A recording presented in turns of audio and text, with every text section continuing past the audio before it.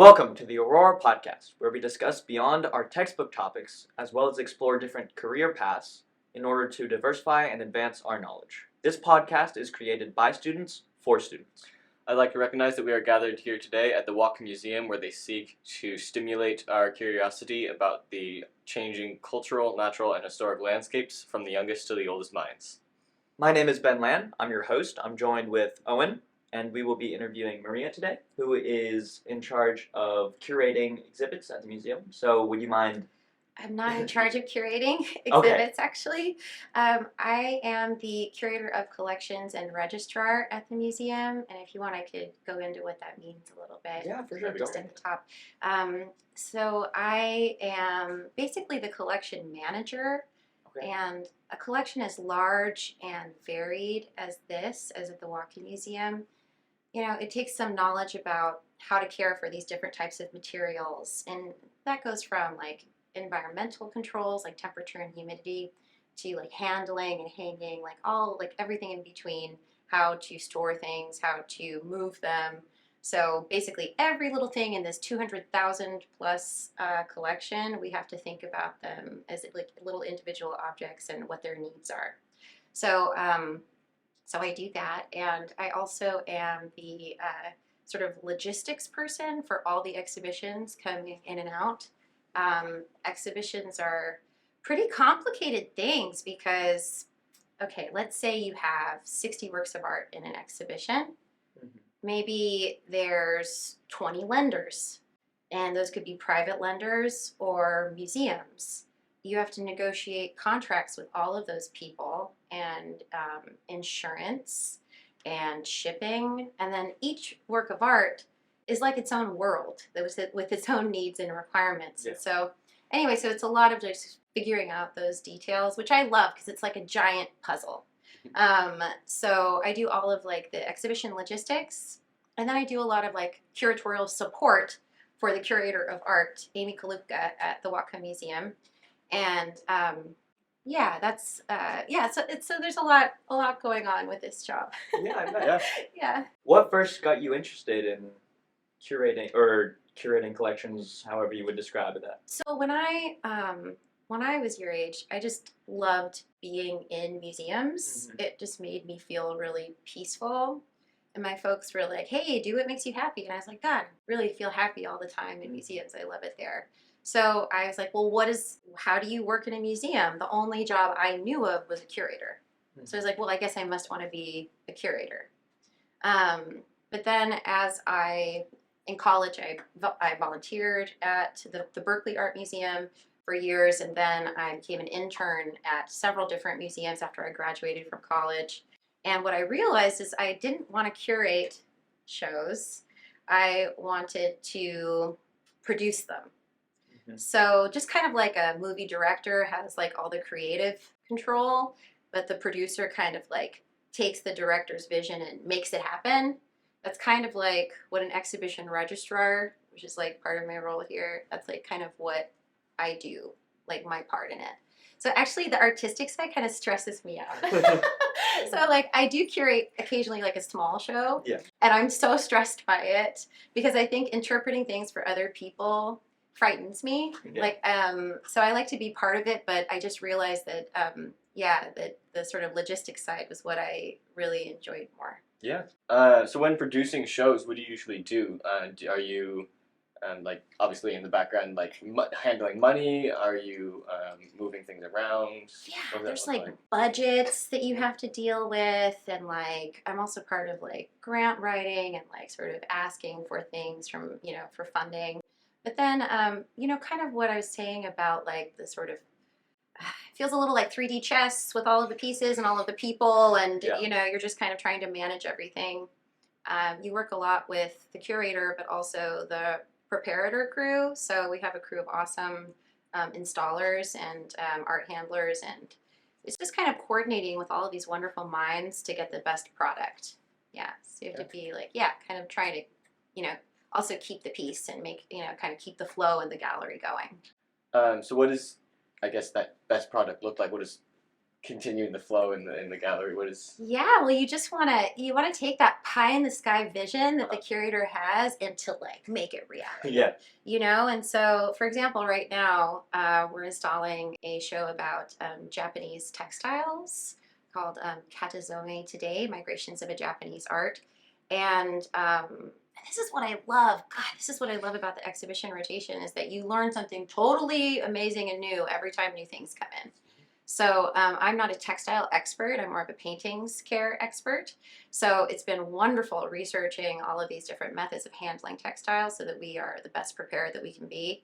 And yeah, even getting like, for example, even just getting the right like sort of tacks, like even like that everybody agrees on, like even getting sort of we're hanging things from the ceiling in that really tall gallery upstairs. So making sure that like we have all of the equipment we need and that everyone who is doing something has what they need to do the best job that they can do.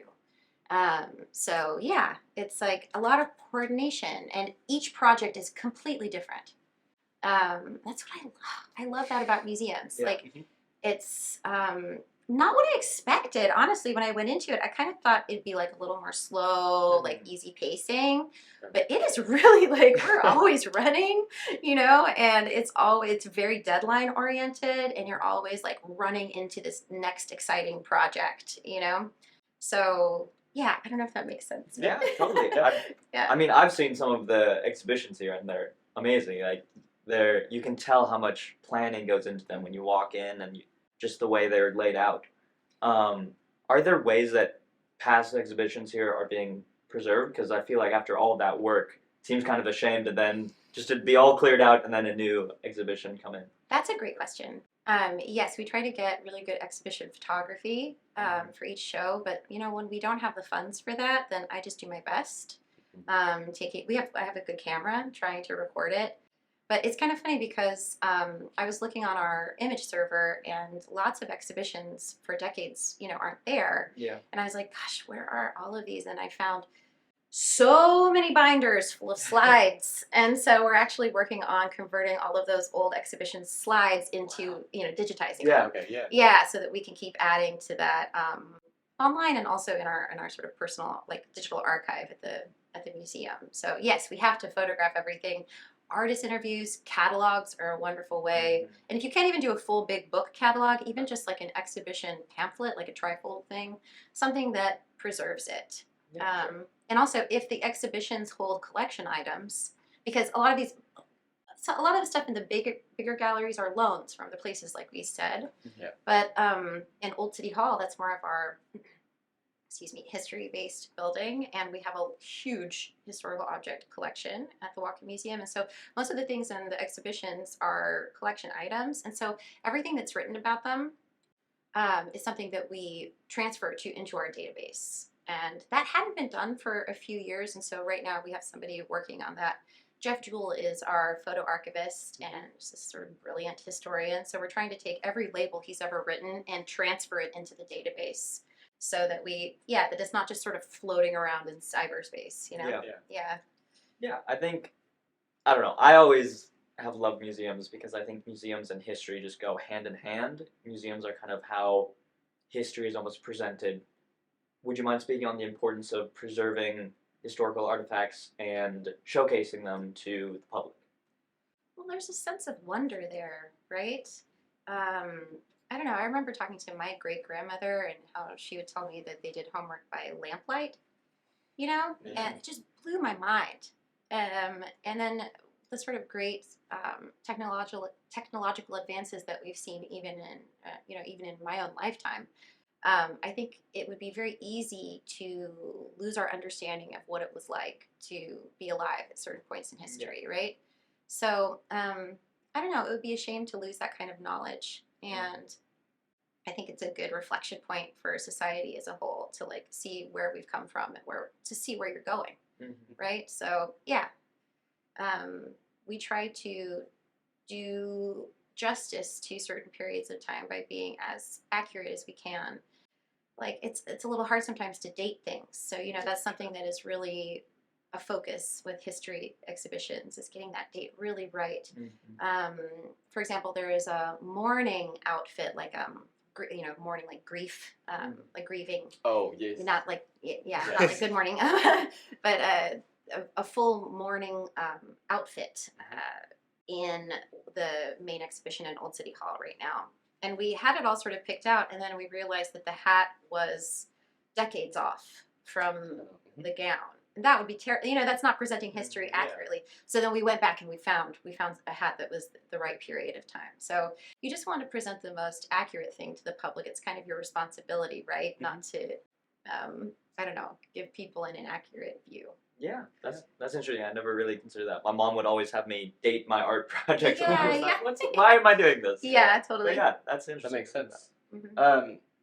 As the producer, are you kind of managing teams of people who are doing those things, or are you like in and working and doing them yourself? All of the above. Okay. Yeah. So we're pretty big. I mean, we have 3 buildings and it's a big collection, but we're a lean and mean staff, So, and it's not like, it's a real team effort. It's like we're kind of managing, we're all sort of managing different parts of it, but working in a team this small and close, having respect for your coworkers is just, it's essential.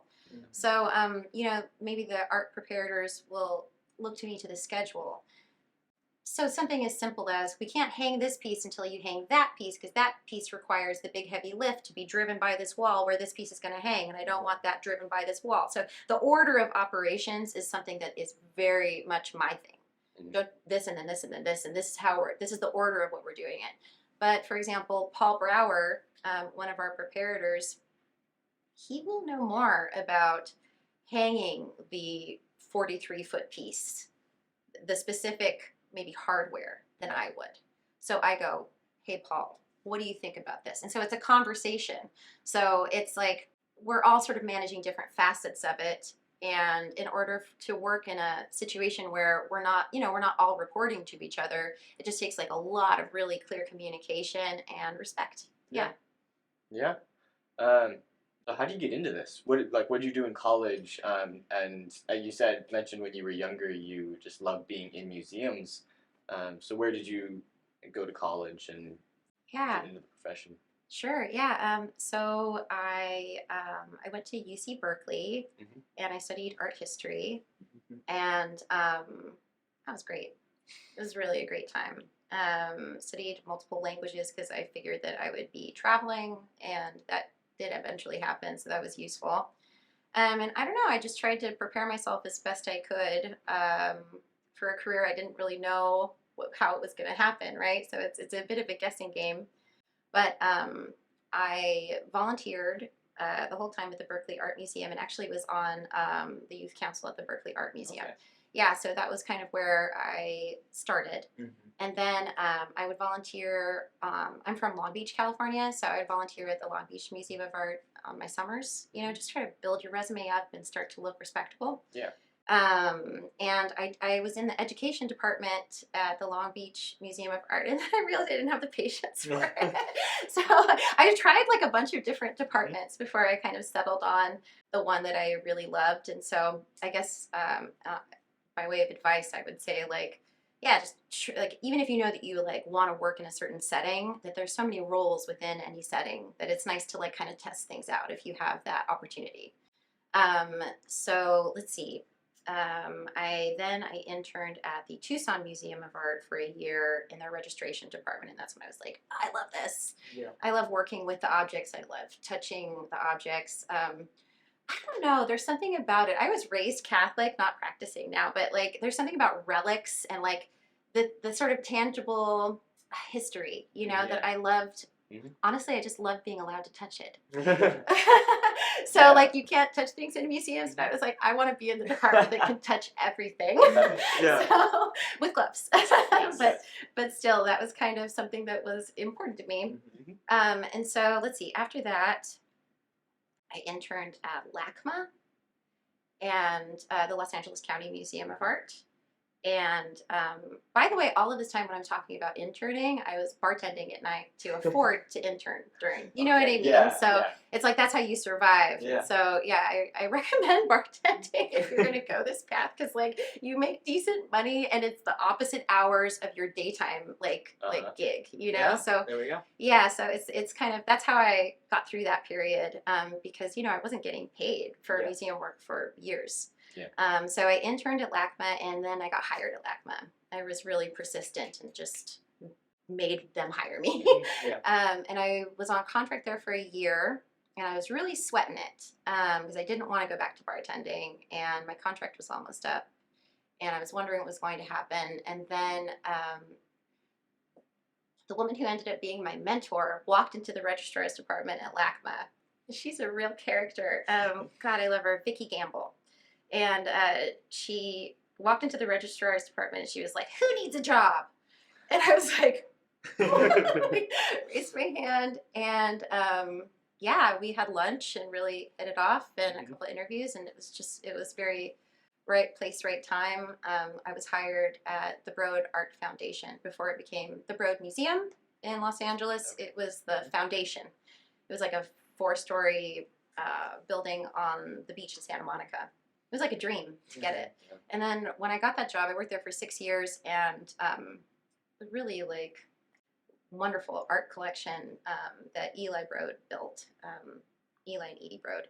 Anyway, I was fortunate enough to be allowed to interact with that collection a lot and help Vicki Gamble manage the collection. And they sent me all over the world with it to install it in different places. So I worked at the Met and the Tate Modern and Wow. the Maxi. Yeah, so like, been all over the place with big paintings and big sculptures. And I got a lot of experience that way and saw how other museums work, saw how other teams work, and was an invaluable experience.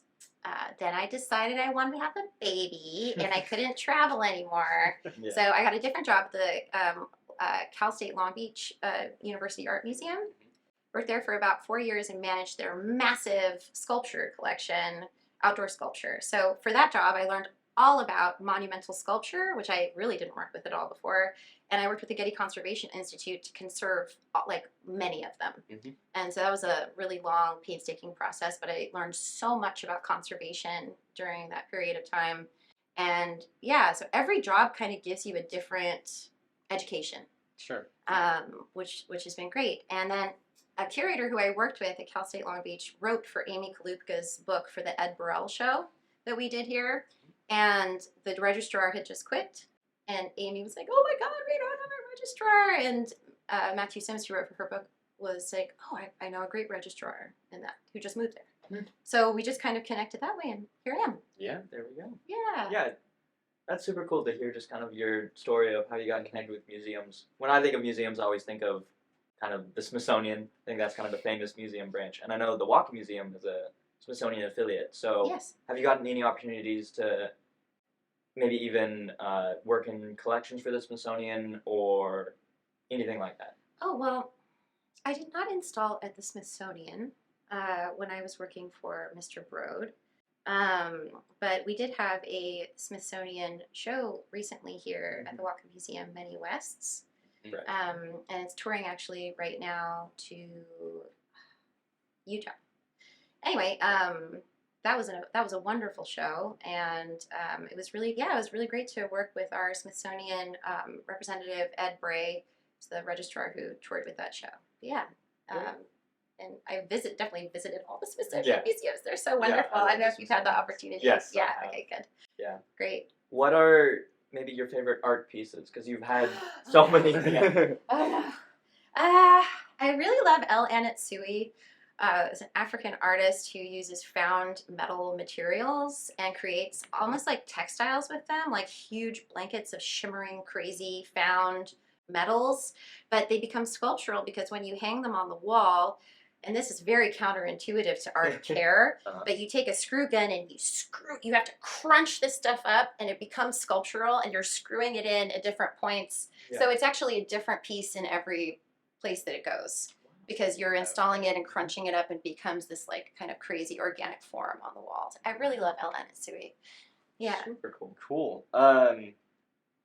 So what is the process of like deciding where something should be hung? Because you were talking about like that's a very unique piece to be hanging in a Yeah. museum. So what how do you decide which pieces go where? So my part of it is less like the aesthetic where it's hanging. It's more like Amy will come up with a floor plan, and then I look at it in terms of safety. So for example, if she wants to hang like a super delicate like drawing on linen that's like not fixed right next to a vent, I would be like, oh no, that can't go there. Yeah. You know, or like so you know, just I would look at it more for like safety reasons. Or, you know, if she's putting a sculpture like kind of too close to a walkway that's like very delicate, and you know what I mean? Yeah. But in terms of where things go for how it looks, like I leave that to the curator of art. Yeah. Gotcha. So for people who are more on the artistic side, how do you work with institutions or artists to get their work featured? What's that process like? Or for maybe someone who even wants their work featured at a museum, how does that all go over? Let's see. And that's also a lot of like the curator of art who will seek out artists and their work and then decide who, you know, who should be featured and why. So that's actually not as much my job in this setting. Gotcha. Yeah. Okay. Oh. So if you're not finding artists, you're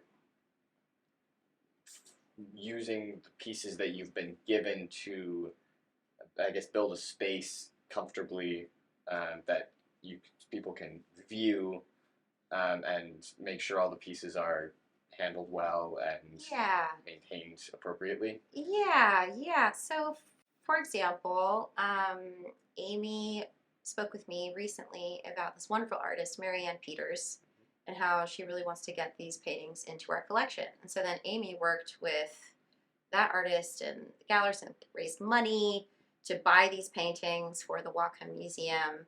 And so I was in on that the whole time, right? I knew it was coming. And then what happens is I receive the paintings, I physically receive them, and then I open them and examine them. And so that's like one of the first things you do. And it's one of the best things. It really is. I love doing condition reports, very like meditative. And basically, I have to look at every square inch of something and just sort of note if something is damaged or not just damaged, just looks like it could be funny. So you're not old enough to have rented a car yet. But you got to do that when you rent a car too. So maybe you've seen your folks do it, right? Like, so before you take a car off the lot, you walk all the way around it with somebody and you're like, oh, that dent was there. And like, you know, you say like that scratch was there, I didn't do it. So that when you take it off the lot, they know exactly what state it was in. So that's kind of something I do for every single piece in the collection. Yeah, it's like sort of really examine its like physical state. And then if something needs help, I work with conservators to restore, conserve, you know, make it stable enough to show. So that's another thing that like is like my call. Like if we wanted to send something out on tour or on loan, I have to look at it and figure out if it's stable enough, if it really can be shown. So that's also, and also light levels and how long something can be in the light. Like that's all stuff that is my decision. And yeah. How do you know how long something can be in the light? Is it like per piece you just know, or it's? Well, it's so light accumulation. It's what's the word I'm looking for? It's cumulative. That's what I'm trying to say. Yeah. So basically, it's kind of like you have to put something to bed after a while. For example, we have a Carl Chu tapestry hanging in the light hall right now that we cover whenever the museum is close to the public because we don't want the light to fade the tapestry. It's as simple as that. So there's different like amounts of times that things can be out in the light, and we also measure the light by foot candles or lux, depending on if you're in Europe or the United States. But basically, so for a work on paper that's really delicate, that's easy to fade, I would say like 5 to 7 foot candles, which is a pretty low amount of light, and maybe only on display for 3 or 4 months. And then it has to rest for that amount of time, which means like be in the dark. Yeah. So we put it away. So There's always exceptions to the rule, though. It's really like a case-by-case basis. For example, we have one of Jacob Lawrence's like masterworks in the collection, and we really wanted that to go on tour with many Wests. It's a gouache on paper, and that's a pretty unstable combination. But then you have to weigh it out and be like, well, this masterpiece has been sitting in storage for many years, not getting any sort of light accumulation. So that's good. And what can we do to make this thing safe enough to go on this like 2.5-year tour and not be damaged? So what I did was I worked with our paper conservator, Lisa Duncan, out of Seattle, and we worked to design a framing system that was going to just make this thing super safe and as protected as it could be. So, for example, like we Marvel seal it, which is like taking all of the air out of something, and then we put multiple stacks of mat board to sort of take any humidity from the air before it could reach the piece. We have museum plexiglass, which is like Optium, which means there's like no UV gets through the glass, and so we spent like time and money and a lot of thought and care to make sure that that masterpiece could be seen by as many people as possible, because like, what are we really doing here if we're just like keeping the good stuff in the dark all the time? Yeah. So it's like also my job to like kind of weigh it out to be like, we could keep all of this stuff pristine forever if we locked it all up in the dark forever. Mm-hmm. But that's not what our purpose is. So just sort of weighing out the pros and cons of that. You mentioned earlier you went on a career trip with an art collection. I'm just curious about how that all went. There's got to be some interesting stories that came out of that. Yes, there's lots of interesting stories, most of which I can't tell you on camera, but it was a very exciting time. Also because there's just like kind of in any, like, I don't know, for example, walking on a tarmac is pretty exciting. One of the things you have to do as a courier for high valued or very high value or fragile pieces, whenever they go on a shipment, it's not like you're going to like FedEx a Warhol to Europe, you know, like you send it with someone who has eyes on it the whole time. Yeah. And so for a period of 6 years, I kind of always had a suitcase in my living room. I was always on the go. And that was great when I was young. I couldn't do it now, but it was cool for that period of time. But basically I would get an assignment, like you're going to Milan with 7 crates, that kind of thing. Yeah. And we're not talking like little crates most of the time, like big crates. Yeah. And so what happens on cargo planes is in the belly of the plane, for pieces that are couriered, you have a little bit of control. So for especially fragile paintings, directionally, it matters in the plane which way they're facing. So you have to take that into account. Also, guess what else is on cargo planes? Like racehorses. Oh, wow. I always was around racehorses, and those things pee everywhere. So I'm like, get my crates away from the horses. You know, like little weird things like that I was like, I never thought I would be having to deal with that in a museum job. Yeah. Yeah, so we would basically it would be like a whole afternoon to palletize crates, which means you get them on special pallets that are for the belly of the plane, and you strap them, and there's all of these requirements for how they get on the pallet. I watched the whole thing. And then depending on, I don't know, security has changed a little bit, but you can still walk with those crates up into a certain point, and then you kind of go to a place where you can see them, even if you're not walking with them. And then at a certain point, you can walk. I am brought out on the tarmac. I go into the plane. I see where my crates are in the belly of the plane, and then I can get on the cargo plane to go wherever I'm going. But what's wild is that a cargo plane, it's like mostly cargo, and then where people sit, there's like 6 seats and like an espresso machine, and the pilots are right there. Yeah. And so maybe I would be like the only one like sitting there, and they, instead of being like, it's time to put on your seatbelts, it'd be like, Maria, put on your seatbelt, you know, or like, Maria, we're almost there, you know. And it was pretty fun also to be able to sit in the front with the pilots, because you get bored and just kind of be chatting with them. So I've since developed quite a fear of flying, so I'm glad that all happened in my past, but it was very interesting. You get to the other place and you have to do everything in the reverse order. So you end up being awake for like 2 days, just watching boxes, you know? And so then you crash out, and like just sleep for a day, and then you go and install all of the work. Fly back on a regular plane, and then you do it in reverse on the way back. Yeah, that's That sounds fun. Yeah. Yeah, it was pretty fun. It was quite an adventure all the time. So Yeah, I bet. yeah, I love exhibitions. I love museums. I love being a registrar, and I would recommend it to anybody with a sense for adventure and sort of like loving that sort of deadline driven like lifestyle of just like go go go. Yeah. Well, thank you so much for joining us. Mhm. Yeah, I've learned a lot about just what it looks like to work at a museum in some of these roles. Mhm. So Yeah, I think it's, like you said, it's important to keep art history preserved, and yeah, this is. Thank you. Yeah, thanks so much for having me. Thank yes. you. All right. See you all next time.